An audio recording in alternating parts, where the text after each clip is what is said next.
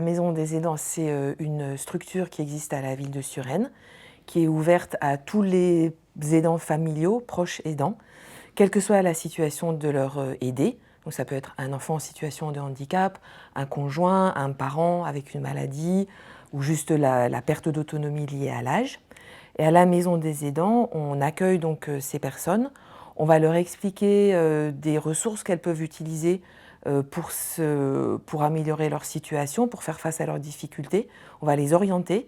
Et en plus de ça, on va leur proposer de participer à des ateliers individuels ou collectifs de bien-être physique et psychologique. Donc ça peut être un groupe de parole, ça peut être de la sophrologie, de la réflexologie plantaire, du yoga.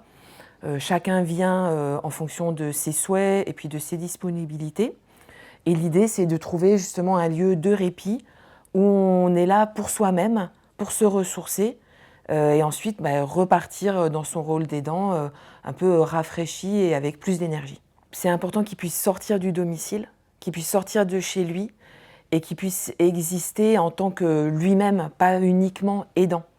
Donc à la Maison des aidants, il peut choisir de rencontrer d'autres aidants et de discuter des thèmes qui lui pèsent ou qui comptent pour lui dans sa vie quotidienne, ou bien au contraire, d'être juste une personne qui vient faire du yoga, qui vient apprendre à respirer et qui ensuite va boire un café. On cherche à développer cet aspect orientation vers d'autres ressources, aussi bien dans l'accompagnement social par exemple, dans les aides pour le maintien à domicile, dans l'orientation vers d'autres associations, parce que chaque aidant est différent et chacun va chercher différentes ressources.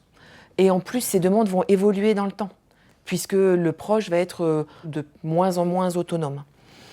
Donc c'est important pour nous d'être un lieu ressource pour ces aidants et qu'ils puissent venir une première fois et puis ensuite qu'on puisse les revoir, rediscuter de la situation qui a évolué pour leur proposer d'autres choses.